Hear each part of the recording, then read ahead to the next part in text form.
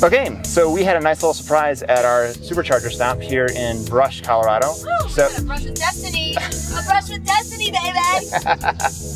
So I'm on a family road trip here we got a 6-year-old, 3-year-old. We got grandma, we got mom, we got dad. We're nuts. 5 people in a cross-country road trip Model 3. Anyway, the cool stuff. And a baby in my tummy. And a baby in the tummy. So the cool stuff is the Tesla Semi pulled up. And let me rattle off as much as I can tell you about it. So it was accompanied by a couple trucks full of engineers, and they're getting the charging equipment set up. They asked me not to video that because it's prototype equipment that nobody's going to use. They're using it just for this prototype phase where they don't have the mega chargers set up. They have to rely on the supercharger network to get set up. And a place like this, they had 8 stalls. Is not the full amount of power they would want for recharges. However, the specs on this truck is one of the 2 hand-built ones that you saw at the reveal.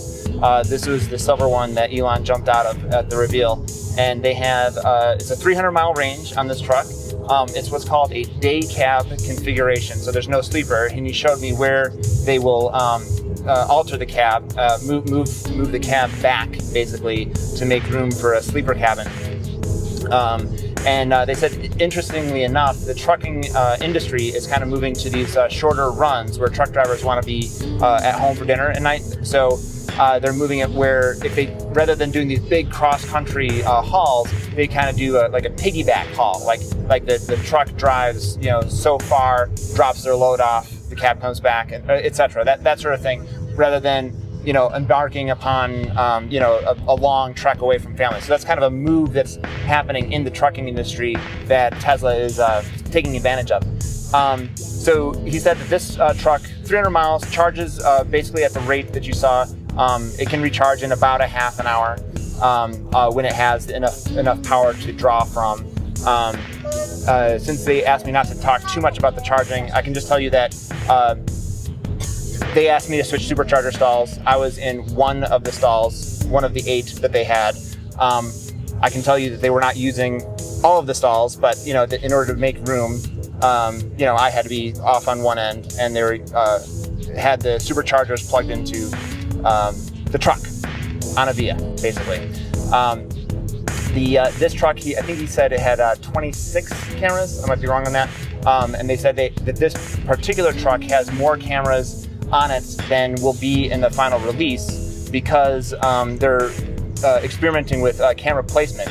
But he showed me, one of the engineers showed me under the rear view mirror, you have a couple of cameras pointing out in 2 different directions from the side, and then one pointing down from that same camera to get kind of a below view.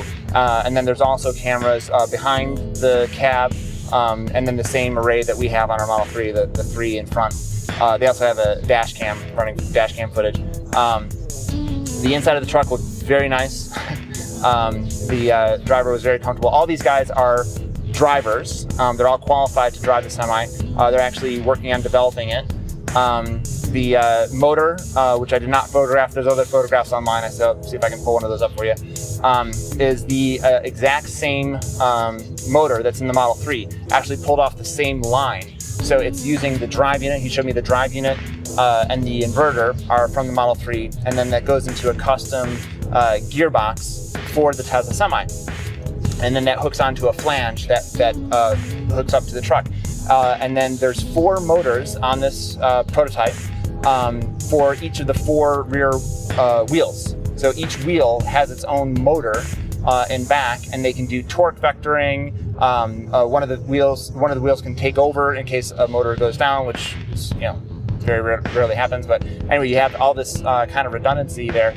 Another thing that I found kind of interesting as regards to autopilot, the goals of the autopilot program as regards to the Tesla Semi are different than what it is for the drivers, for you and me with our passenger cars. In the Tesla Semi, it's very much a driver assist system. It's not really the same idea that we have as far as full self-driving, that sort of thing. Reason being, with a semi, the driver is an integral part of the operation. You have to have somebody at the beginning of the run and the end of the run. You actually need a driver. You can't necessarily have a fully autonomous like robot truck, because you need the driver at the beginning of the ride and at the end of the ride to handle certain things. It does have a frunk. The frunk is that front nose section. It goes about as deep as what you see the opening as, and then opens up. Pretty decently sized frunk.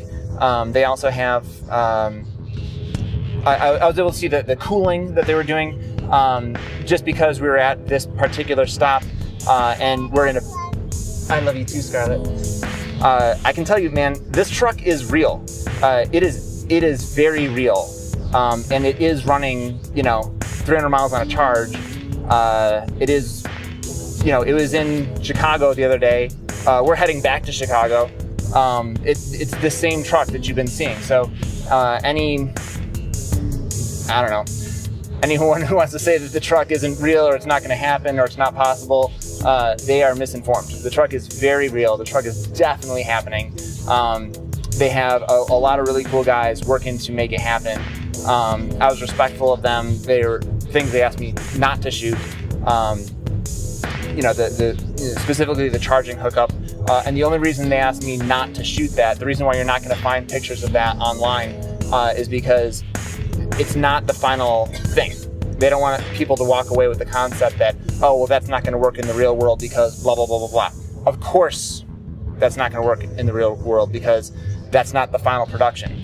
The final production is going to be using the mega charger stations as opposed to what they have here. Hobbs is job setting a supercharger station to suffice for that. So it does pull a lot of power. I mean, I asked what the kilowatt hours on the pack were, and they're not talking about that in the same way that they don't talk about what the kilowatt hours of the Model 3 pack is.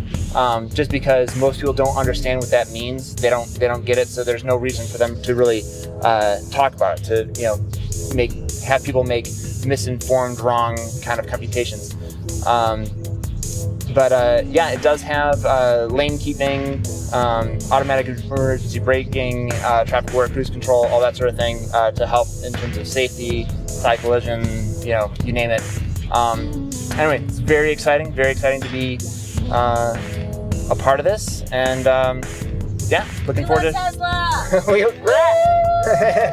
we love Tesla. And my daughters too. All right, see you, everybody. Bye. Thanks for checking out my video.